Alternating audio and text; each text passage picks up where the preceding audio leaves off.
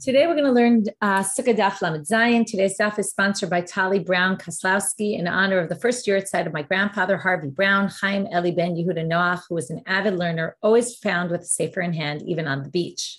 And also in honor of the first yahrzeit of Rabbi David Moss, father of Talia Moss, and former executive director of Or Torah Stone. May their neshamot have an aliyah. Okay, we're going to start from the bottom of Lamed Vav Amud Bet. We were learning about the types of things that you can use for an eged, for a binding a lulav. And we saw that Rava said, if you remember, Rabbi Yehuda said you can only use its type. The Rabbi Meir said you can use anything you want. So Rava said, according to Rabbi Yehuda, afilu b'siv, afilu b'ikar dedikli, you can even use the fibers of the palm tree or even the trunk. And then he wanted to prove, how do I know this? So we brought a braita that talked about that you can use, according to Rabbi Meir, a sukkah can be made of anything, meaning the schach of the sukkah can be made of anything. According to Rabbi Yehuda, it has to be made from one of the four species. Okay, you have to use that. And then the rabbi said to him, what are you talking about? That's a chumrah. You're using a kavah chomer argument. If you remember, you use this argument because lulav is only during the day, and yet it's limited to the four, and yet sukkah is day and night you're obligated, so it's more stringent or more strict. Therefore, it must be that the stringencies of lulav apply also to there. There has to be limited to the four. To which the rabbi said, then you're basically going to be machmir here, and then that's going to cause people to be lenient, and that's not something that we want to encourage, right? Because then in the end, people aren't going to fulfill the mitzvah, right? Sometimes if you go too strict, you're going to end up with backlash, right? We know this with all sorts of things, including, let's say, I'll give an example, a more controversial example, but hilchot tzniut, right? If you go too far, you can say, I can't dress that sanua, right? It's too hot out, right? You make it so overwhelming to people, they're going to end up just rejecting it entirely, right? It's also always difficult when they don't know, is this astringency or is this halacha? And right, it just becomes very overbearing. So you have to be careful so that, and this is like in religion in general, the more strict you make it, you might end up losing people who say, this is way too much for me, I can't handle it. So this is a little bit different, but it's the similar concept. So now they say, so we're in the middle of this braita trying to prove, we haven't yet gotten to his proof how we know it can be done with the fibers or the branch or the trunk. So then we said v'chein be'ezra. So now the rabbis are trying to prove we have to sit in a sukkah. It can be made of anything. And how do we know? Well, there's a verse in Ezra where he told the people, "Tz'u hahal, go out to the mountains, v'haviu alei zayit v'alei shemen, bring leaves from the olive tree and from the oil tree," which not exactly sure what the oil tree might be, but some other kind of tree. Clearly not one of the four.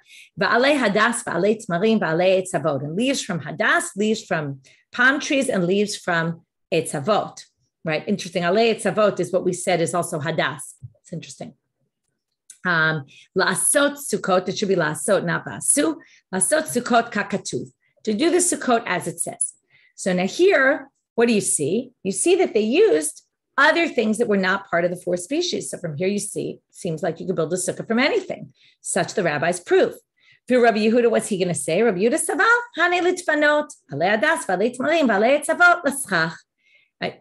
Those are used for the walls. The other ones are used for the schach. And then you have an easy distinction. You say, oh, walls, you can use anything. But Rabbi Yehuda was talking about the schach. That's what we said before.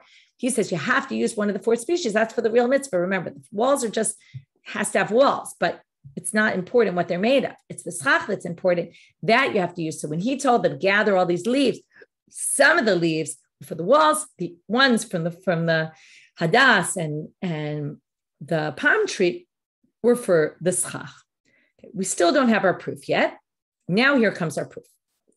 Utnan. The Mishnah says, if you remember, we learned this on Daf Yudalid, Misachachim b'nisarim divrei Rabbi Yehuda. You can use wooden boards. Remember, there was this whole machloket. Don't wooden boards look like your house? And there was a machloket, Rabbi Meir, Rabbi Yehuda. There was a whole debate about their machloket, exactly in which case, what size, what width of boards we're talking about. We'll get back to that in a minute. But it says you can use boards of wood. So now where does wood come from? Trees. So Alma, what do you see from here? Right? None of the four species themselves, the lulav itself is not the tree. You would be using a a board can't be made of a lulav, and it certainly can't be made of a hadas or an arava or an etrog. So what could a board be made of? Obviously, it must be, right? Rabbi Yehuda says you can use wooden boards. So what do you see? Alma, for sure then, therefore, siv ikar dedikla mina deluvahi.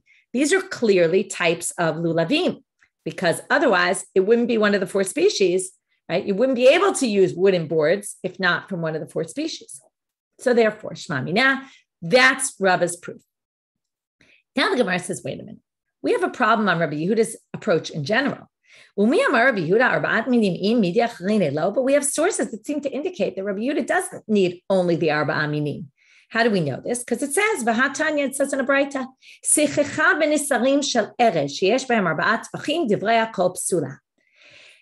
he said, if you use wooden boards of erez is a cedar tree. Now, last I checked, it was not part of the 4 species. So if you use boards of a cedar tree, that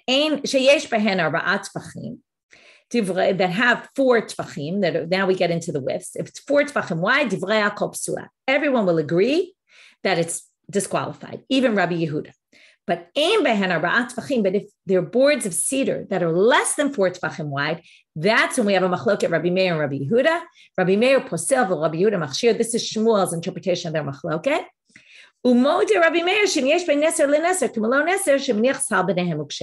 Rabbi Meir agrees, though, that if each of the empty spaces, if you have wooden boards with empty spaces in between, you have wooden, empty, wooden, empty, wooden, empty, then you fill the empty spaces with kosher schach, then it's okay, because then it doesn't really have an appearance of a house, and we're not worried that, you might think your house could be used as a sukkah. So now, what's the main problem, though? It said erez, cedar, and that's not one of the 4 species. And then Rabbi Yehuda said this is okay as long as they're not 4 tvachim wide. So what do they answer? My erez, what does erez refer to here? Hadas, it actually is referring to the myrtle branches. No, you can't just say this. You have to prove it. Keder Rabba bar Rav Huna, as Rabba bar Rav Huna says, Amar Rabba bar Rav Huna, Amre de Rav, he says, they say in the house of Rav, Asara mine arazim him. There's 10 types of cedars. Cedar is a much broader. It's not the way we think of just a cedar tree, but the word erez, I wouldn't even say cedars. I would say the word erez refers to 10 different types. And one of those types is hadas. Okay. And we're going to see this now. Shenemar, etem b'midbar erez shitav hadas. There it lists 7. And there it's not so clear from the verse that erez means those, but they list erez along with others. And Rabbi Bar Huna says those are all, including another few, are all types of things that could be called erez. So therefore, we assume when he says erez, he meant ones that were hadas. Okay, you could explain it that way, right? It's not necessarily the simple reading, but since you could, therefore we don't knock out Rabbi Yehuda's approach, and we can be left with that Rabbi Yehuda really requires that your sukkah be made from one of the 4 species, which is just interesting in the sense of he's attempting, and we'll talk about this also later today, this idea of combining the 4 species and sukkah and somehow merging them together, that there's some connection between them. Interestingly, we don't hold that way, but he does seem to connect these 2 as if there's a significance and there's an overlap of them. It's not 2 different mitzvot that happen to be both on the holiday of Sukkot, but there's an overlap of those 2. Rabbi Meir Omer afilu b'mishicha. Now this is a quote from the Mishnah, although if you notice, it's not exactly a quote from the Mishnah, because our Mishnah said afilu b'chut b'mishicha, and this gets rid of the word chut and says afilu b'mishicha. When we read the Mishnah, there was we talked about a difference of opinion. Is it even with a string and with a cord, or is it afilu b'chut b'mishicha? You can even do it with a string, and mishicha is describing how you do it with a string, which is unclear exactly what that means, but here you see that afilu b'mishicha, even with a cord, it clearly, this version of the text that the Gemara had in front of it, which was different from our Mishnah, clearly supports the reading that there's even b'chut and even b'mishicha, right? That it's both. Even though it doesn't list chut, obviously, if with a cord, then obviously with a string, because again, a cord is much more noticeable. It's thicker. It's more noticeably different, which you would think would be a problem, but it's not, according to Rabbi Meir. And then they quote here a Braita, which is very, very, very similar to the Mishnah. To wonder what's the difference and why do they quote it. So Amar Rabbi Meir, Ma'aseh b'yekirei Yerushalayim, the wealthy of Jerusalem, or the special people of Jerusalem, not exactly clear what yakirei, right? The yakar is expensive. It's also something that's valued. Right? The more valued people of Jerusalem, which doesn't necessarily mean the wealthy, although here it does seem like it connects with wealthy because they're going to use gold. They would use these either rings or strings of gold. And then they said to him, that's not a proof. Misham raya, you want a proof from there that you can use anything. It doesn't have to be the same type. They would have the real eged was underneath and the gold was above. Again, we said either above in height or above, meaning around it. So this is exactly what it said in the Mishnah. What are the differences? There's two differences. One is Yikirei Yerushalayim instead of Anshe Yerushalayim. Anshe Yerushalayim sounds like all the people of Jerusalem. And this sounds like a small, unique group. Okay. Some people even have a version that says Yihirei, those arrogant ones, the ones we always talk about. Yeholah, if you do something special for a mitzvah, is it looked at as Yeholah? To look like you're bragging. Maybe it's a bad thing.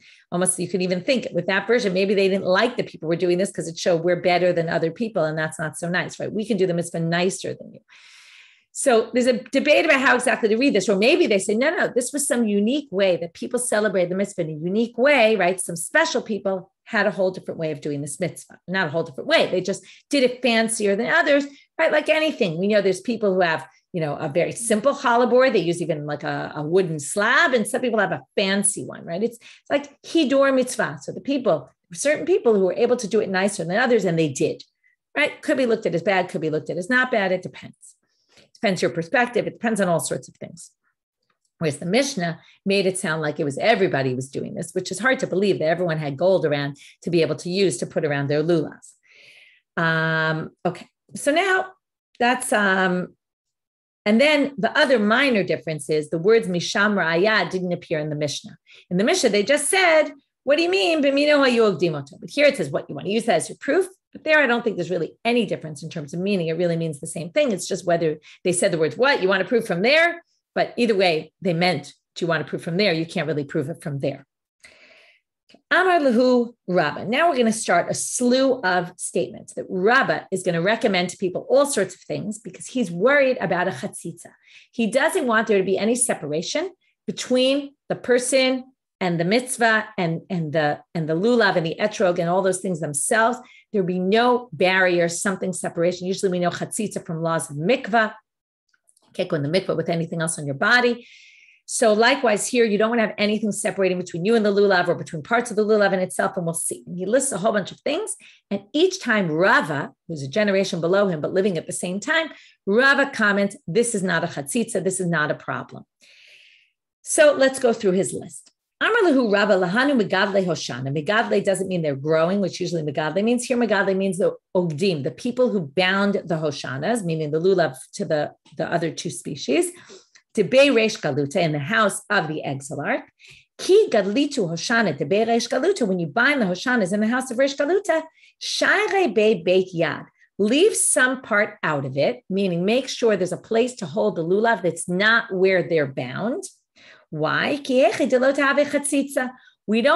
want your hand to directly hold the lulav and not to hold the eged. Use the eged as a barrier, a separation between you and the mitzvah. He wants you to hold the mitzvah. Where do we see this? See this in the temple with the Kohanim. They had to have no separation between them and what they were doing. Again, we see this correlation between work in the temple and holding the lulav. That the lulav is a type of worship, and they wanted to compare it to worship in the temple. And therefore, he said, you can't have any barrier between you and the object.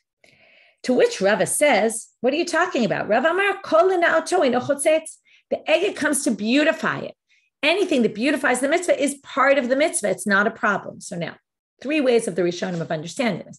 One is to say, because it's part of Ze'eli Vanveu, we want to make this more beautiful. Remember, Lulav ain't sarich eged lahalacha, but the rabbis said it's nicer to do it that way. It looks nicer, right? It's more organized. So that's part of the mitzvah. So of course it doesn't mean it's a separation, a barrier. Another possibility is to say it's actually nullified to the lulav. It has no significance. It has significance, but not compared to the lulav. It's just it's an accessory. An accessory is becomes part of the object because it's just an accessory. And therefore, it's also not a separation. Third option is to say that it's actually considered part of the lulav itself. It's not like it's nullified. It's part of the lulav. And since it's the same type, we're going to see this, that Rava holds, min bimino eno chotzetz. If you use something of the same type, that same type, even if it's a little bit different, or it's not part of the mitzvah, it's this added thing, it's still of the same type can never become a separation. Okay, and we're going to get to that in a little while. So 3 ways of understanding why kol na'oto, anything that comes to beautify, eino chotzetz. But Amar Rabba, another thing Rabba said, lo linkut inish hoshana besudara, don't hold the lulav with a cloth or something. In other words, don't put your hand, let's say, don't wear gloves when you're taking a lulav, okay? Don't have a cloth separating between you and the lulav. Why? Because debi'ina lekichatama, again, we have another use of this lekichatama. We have lekichatama to say each of the minim has to be complete, not broken off. We saw it also in terms of you have to have all 4. You're missing one, you can't do the mitzvah because it's not complete. Here's a different complete. Complete, it has to be, you have to take a complete taking, which means you hold it yourself and not have something separating between you and the taking of it. Vileka, and here you don't have that because you have something separated. Rava said taking something with, if you're wearing gloves or you have something, you're holding in between, that's still considered taking. That's not a problem. How do we know this? Well, he's going to try to prove it. Ditnan, as it says in the Mishnah, now we're moving into para aduma. We're going to have 2 different aspects. First is going to bring one, then we're going to say you can't prove it. Is going to bring a different one. Ezov katzar, what you do with the para aduma, first you put the ashes into the water. We're going to get to that soon. After you have this mixture, they would put it in these tubes, these long tubes of reeds made out of reeds.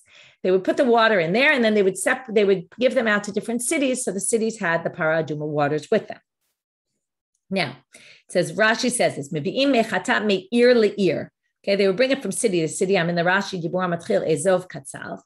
Okay, with shvoferet shel kanim arukot, these long tubes of reeds. And then matzni'im otam behem l'tarat atmeim. They would kind of hide them so that no one would get in contact with them, so that they'd have them when they needed them. So now what's the problem? You're supposed to dip the ezov, which is the hyssop branch, into these tubes. Dip it in the water, pull it out, and it's the water mixed with ashes and spray it on someone. What if you have ezov katzal? You have one that's too short and it doesn't go all the way down. So how do you get it down, right? This is like a fishing rod almost. Misapko bechut ubekush. You add, you kind of add on to the hyssop branch a string or a kush, which is a spinning implement. Okay, there's a nice picture in the Koran. It's like a very tall, thin thing. You add it. Vitovelu ma'aleh, and you dip it and take it out. Very good. And then you hold this hyssop branch and you spray, you sprinkle on the person. Amai. But there it says in the pasuk, vilakach, you're supposed to take it. Vitaval, and you're supposed to dip it. So you need lekichan. You're not actually holding the hyssop branch when you dip it. It says vilakach vitaval. Take it and dip it. That sounds like you have to hold it with your hand. If you say lekicha is with your hand and you can't do it with something else, this isn't. So this must prove that it's okay. So they say, no, that doesn't work. Mimai. This isn't like the cloth that we have in between us and the lulav, because this is attached to the hyssop branch. So you're holding something that's attached to the hyssop branch and dipping it in, that's really like holding it. But having some separation that's not attached to the lulav and you're holding that cloth that's separating between you and the lulav, that wouldn't be called lekicha. So he tries a different proof. We can learn it from here. You have to pour the ashes into the water. Now, what if it just fell by itself without you intending? This goes back to our whole discussion of intention and how important intention plays a factor. Here, intention is a factor. So here, if it drops in by itself into the water, that's no good. But that seems to imply, hahi pilo, if I dumped it though, on purpose, seems to indicate what's missing. Just my intent, not my holding the ashes and putting the ashes physically by touching them into the shoka, which is the trough, the place where the water is. But it sounds like hai pilohu, if I dumped it in without touching the ashes, sounds like it would be kashel. Amai. Vilakho v'natan. It says you have to take it and you have to put it. I didn't put it because I was holding the tube that had the ashes in it. Amar Rachmanat. The pasuk says, take it yourself and put it. Elalav shmamina. So from here you can infer lekichal yedei davar acher shma lekicha. By taking something with something else, it's actually called taking it. Va'amar Rabba. Rabba says, lo ladutz inish lulava bahoshana to dilma natre tarfe v'have chatzitza. Another thing Rabba said, Don't take, now we're assuming right now that the eged that we have on our lulav, which is designed very well, that you could stick the lulav in without actually touching the hadassim in our avot. But they didn't have those fancy egeds that we have nowadays. They just bound it. The 3 hadassim branches, the 2 arava branches, assuming that's how many you need based on our previous debate, and the lulav, and you want to you bind them together and you want to stick the lulav in the middle. What's going to happen? You're going to knock off branches, right? Don't stick the lulav into the hoshana. And don't bind first the hadassim and aravot and then stick the lulav inside. To dilma natre tarfe, maybe you'll knock off leaves. And then what's going to happen? We don't care if you knock off some leaves as long as they're not disqualified, but what's the problem? Have chatzitza. These loose leaves are now going to be in between, like we might have a hadas branch in between the lulav and arava, or in between the lulav and hadas. And it's going to create a barrier in between the objects. So he says that's a chatzitza. V'Rava amal min b'mino eno chatzitza. That's not a chatzitza, Rava says, because 2 things of the same type, meaning if you have hadassim in between the mitzvah, this is all part of the same mitzvah. It's all the same type. It's not going to create a barrier. V'amar Rava. Furthermore, Rava says, Lo ligus inish lulava bahoshana demishtayre hutza v'have chatzitza. Don't cut the lulav once it's already bound together. If you want to cut the bottom of the lulav, what will happen? We know that the lulav has a spine. And if you cut the bottom, what will happen? The outer leaves will basically be detached. If they're detached and yet they're bound together, once they're detached, they're not part of the mitzvah anymore because they're not part of the lulav. Again, they're going to create a separation. And obviously, you know what Rava is going to say. Rava says, Rava amar, min b'mino eno chotzitz. It's not a problem. Okay, so there we finish the discussion between Rava and Rava about all sorts of potential problems that Rava sees with separation between you and the mitzvah, between the mitzvah, right, the different parts of the mitzvah and themselves. But each time Rava says, I don't view this as a problem. Amar Rava. Now we have a different thing that Rava says, which is hadas shel mitzvah asur lahariach bo. You cannot smell a hadas that was designated for use for lulav and etrog. This debate about at what point it's designated. Remember we saw before hazmana ba'alma lo mitzvah, just saying I want to use this for the mitzvah. So some people say it's only once you actually use it for the mitzvah, then it's part of your lulav and etrog, then you can't use it. Maybe once you bound it. But a hadas of a mitzvah asur lahariach bo, you can't smell it. But etrog shel mitzvah mutar lahariach bo, but in etrog of mitzvah you can smell. This, by the way, is like we saw about sukkah. Once it's designated for the mitzvah, you can't use the schach for anything else. So likewise here, but interestingly, the etrog you're allowed to smell. Why is that? My taima. Hadas de l'recha kai, because the hadas is meant for smelling, ki aktie, when you designate it, me recha aktie. You designated it for the mitzvah. This comes from the word muktzah, right? Aktie, muktzah. Muktzah is something that's set aside, right? Either set aside for a particular use or set aside because nobody plans to use it, like rocks. We talked about that the other day. But ki aktie me recha aktie. When you designated it for the smell. The purpose of the hadas is because of its beautiful smell. So therefore, it's for the mitzvah for the purposes of smelling. But etrog de la achilakai, the etrog is really meant for eating. Now, it's true you don't really eat it for the mitzvah, but in etrog in general, what did you do? You said, I'm using this. I should say it differently. The hadas you're not using for the purpose of smelling, but hadas is usually meant for smelling. And you're saying, I'm using this for the mitzvah. So you're saying, I'm not using it for smelling. The etrog is usually used for eating. Not that we all eat etrogim, but maybe they did then. People do use etrog for jam. So therefore, when you designated it for the mitzvah, you're saying it's not going to be used anymore for eating, but not that you can't smell it. So therefore, you're allowed to smell it. And therefore, okay, so that's this halacha. Now we get to another halacha. Amar Rava furthermore says, and this actually is going to talk about hadas and etrog, but having nothing to do with Sukkot. It's actually talking about on Shabbat. Hadas b'mechubar mutar lahariach bo. When hadas is attached to the ground, you can smell it. Etrog b'mechubar asur lahariach bo. But in etrog, when it's attached to the tree, you can't smell it. Why is that? My taima says, right, it's funny because it's the opposite. In this case, you can smell the hadas, you can't smell the etrog. But again, it has nothing to do with it. It's a totally different issue. Hadas de lahariach kai. Again, the purpose of hadas is to smell it. So isharit le lo ate lemigze. Now we understand what the problem is. We're worried that you might cut it off on Shabbat, which you're not allowed to do. That's kotzer, right? Harvesting. So if we allow you to smell the hadas, once you smell it, you've done what you need with it. So you're not going to you're not going to rip it off out of the ground. But etrog de la achila, since an etrog is meant for eating, if we allow you to smell it, you might say, oh, I want to eat this. And then it's likely you might pull it off the tree. Okay, what's interesting, there's a bunch of interesting things here, which is number one, there's a whole debate about, are you allowed to touch it when you smell it? Like, can you touch it? Or are we worried if you're touching it, then you actually might pull it off and you only can just go near it and smell it? Or some people say you actually can touch it. That's one. Rabbeinu Hananel actually has an opposite girsa here, which is interesting. He says specifically the hadas is more of a problem and the etrog is less of a problem. And you could see, right? Because when you go to smell it, you might, since it's meant for smell, you might actually pull it out of the ground. Whereas if you go to smell an etrog, you're just smelling something, but it's not really meant for smell. So therefore, we're not really worried you're going to pluck it off the tree. So he has the opposite version of the Gemara. The Amar Rabba. Furthermore, Rabba says, Lulav biyamin ve'etrog b'smol. This we know. You hold the lulav in your right hand, you hold the etrog in your left hand. My time, what's the reason? Hane tlata mitzvot v'hai chada mitzvah. Why does the lulav go on the right? But theoretically, right, always the more important one goes in the right. What do you think? The etrog is the most beautiful one. That should go in the right. So they say no, because the lulav holds 3 mitzvot in one. So therefore, you should take that one in the right. Amalei Rabbi Yomi ale Rabbi Zreika. Okay, by the way, there's another interesting thing here, which is what if you did it wrong? Okay, there's a whole thing here.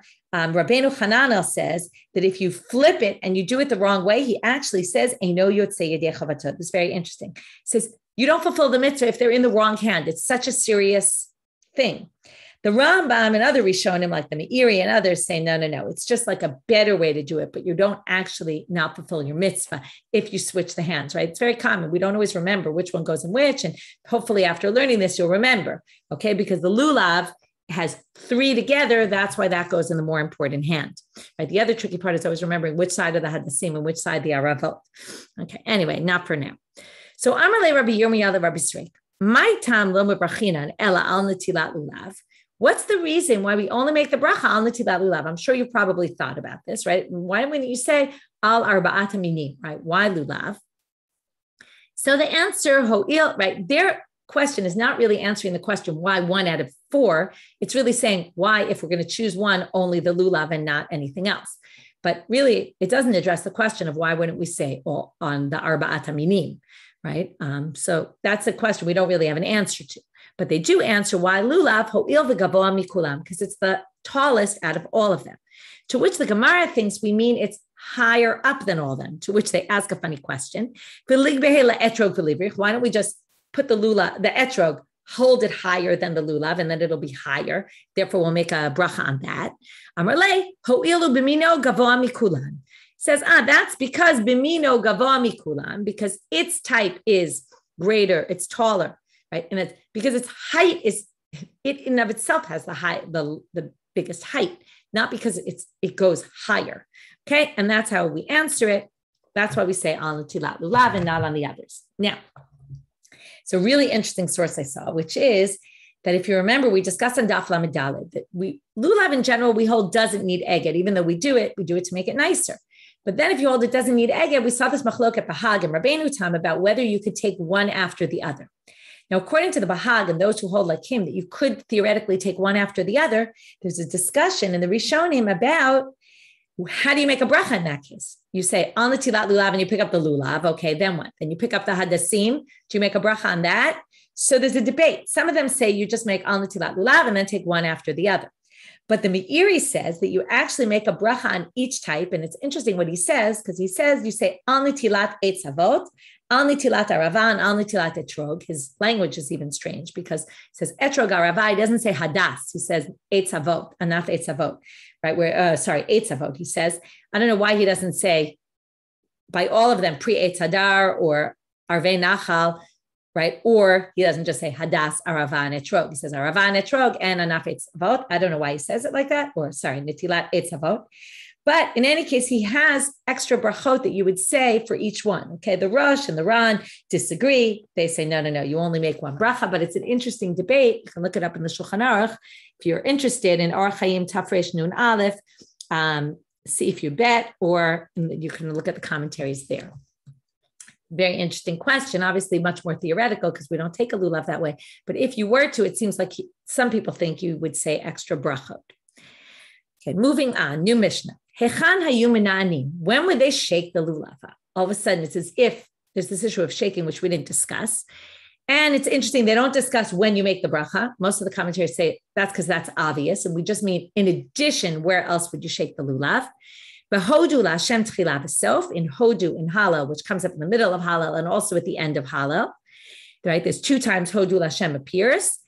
Uba Ana Hashem Oshiana, and when you say Ana Hashem Oshiana, Divrei Beit Hillel. This is what we do nowadays in Hallel. That's where we shake the lulav. Beit Shammai omrim af ba'ana Hashem atzlichana. Beit Shammai says even when you say Ana Hashem atzlichana, you also say. Right, there's those 4 lines. You say Ana Hashem Oshiana twice and Ana Hashem atzlichana. We only shake it like Beit Hillel and Ana Hashem Oshiana, but Beit Shammai would say you say it also in Ana. You shake it also in Ana Hashem atzlichana. Amar Rabbi Akiva. Akiva says, Tzofeh hayiti beRabban Gamliel veRabbi Yoshua. Shekol ha'am hayu menanim et lulavehem, vehem lo nin'u ela ba'ana Hashem Oshiana. He says, I saw Rabban Gamliel and Rabbi Yoshua. I was in shul one day and I saw them, Rabbi Akiva says. Everyone was shaking their lulavs, even more, probably like Beit Shammai and Ana Hashem Atzlichana, and they only shook it at Ana Hashem Oshiana. Doesn't seem to mean they didn't shake it at Hodu Lashem. It means they didn't do it at Ana Hashem Atzlichana. This is very interesting for many reasons. First of all, it shows some people were holding like Beit Shammai. It shows that when they saw the people, right, they just did their own thing. Other people were doing something else. And notice they didn't say, and they screamed out and said, don't do that. They left it, right? And this is why so many people have a lot of different customs when it comes to things like this. Whatever everybody does, let them do it, right? They can do it. It's not like it's a big deal if they do something extra, which is also an interesting point. Now the Gemara asks, Niyanua man dechar shemei. Where all of a sudden did we come up with Niyanua? No one talked about Niyanua until now, or at least they're kind of saying it sounds like they didn't. So they say, Hatamkai. No, really, it refers back to a previous Mishnah where we saw about the lulav. Now that we finished with the Arat Aminim, each one, what's the unique disqualifications and all the criteria. Now we go back to the first Mishnah, and we said there, Kol lulav sheyesh bo shelsha tvachim kedei lenanea bo kasher.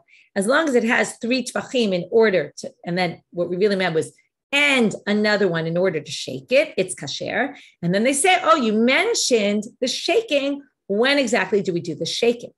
The ka'amal, and then they ask, Hecha menanim, so where do we shake it? So now the Gemara also brings up another thing. We're now going to bring up a different Mishnah where we talk about shaking, and then Rava on the next page, which we'll kind of do today, even though it's already the next page. But Rav is going to say the same thing is true for lulav. So now we're going to talk about a different shaking.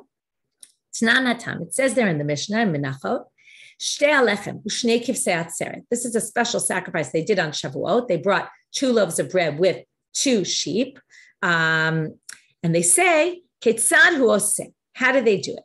Meiniach shtei alechem al gabei shnei akvasim. There's a halacha there of hanafa, waving it.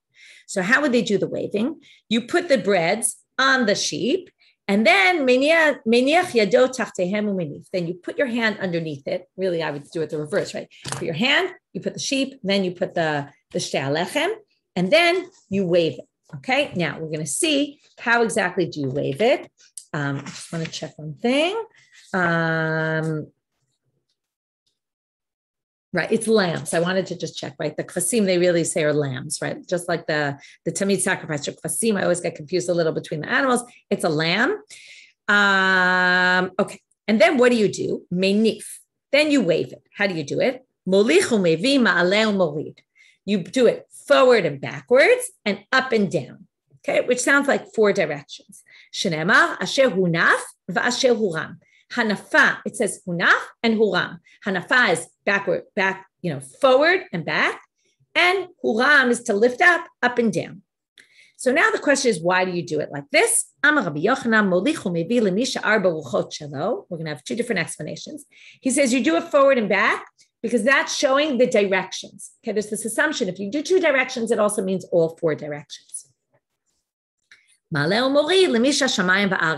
basically want to say, this is worship of God. God is in all 4 directions, and he's also in the heavens and the earth. And that's the idea of forward and back is the 4 directions, the 4 winds, the 4 directions really, and up and down is heavens and earth. In Israel, they had a different version. Amar Rabbi Chama bar Ukva, Amar Rabbi Yossi bar Rabbi Chanina, Molichum levi kedei la'atzor ruchot ra'ot, should be forward and back in order. This is all about the rain. The holiday is all about the rain. We're praying for rain. So we want to say we want rain, but we don't want bad winds. So we're going in the directions of the winds forward and back. And then, right, because the winds come from, right, our territory, right, in those four directions. Ma'aleh u'merid, up and down, kedei la'atzor tzlalim ra'im. We want to get rid of bad rains. Rains come up to down, right? Winds come sideways. Rains come up and down. Amar Rabbi Yossi bar Avin v'itema Rabbi Yossi bar Zvila, zot omeret, this teaches you shayarei mitzvah ma'akvin et ha'poranut. This teaches you that minor parts of mitzvot basically prevent bad things from happening. In other words, this isn't a major part of the mitzvah. What does that mean? You see that if you didn't do the waving, you would still fulfill your mitzvah. If you just brought the sacrifice with the bread and you didn't do the waving, it would still be a complete mitzvah. You fulfill your mitzvah, even if you didn't do it in a complete fashion. So here you see that minor parts of mitzvah actually can be, they're important enough that they could actually keep away evil things, bad things that we're trying to avoid. Here's the key line. You do the exact same thing by lulav. Now, you might be thinking to yourself, wait a minute. We do shaking. We shake in all six directions, right? We go around in a circle, right? In all four directions. Then we go up and down. So why do we do that? That's not what it says here. This seems to indicate four. So there's a very fascinating, many different opinions about this. And the most interesting part is that there was influence of the Christians on this. There was a concern. Okay, now I'll read you the Rush. Okay, the Rush quotes first the Bala Itor. What's interesting about it is there's two different opinions that are each based on rejecting the other opinion because they each thought that the other opinion was going to look like a cross. Okay, they imagine, right, in the Middle Ages in Ashkenazi countries where Christian influence was very strong. That was an issue. They didn't want it to look like we're making a cross, right? In the churches, they always do this shape of a cross. And if you do, so now you, right, the question is, which one is going to look like a cross? So the Rush quotes the Bala Itor, who says, Minhag avotenu shemolichu mevi ma'aleh u'mori bilvad. You only do 1, 2, and then up, down, only.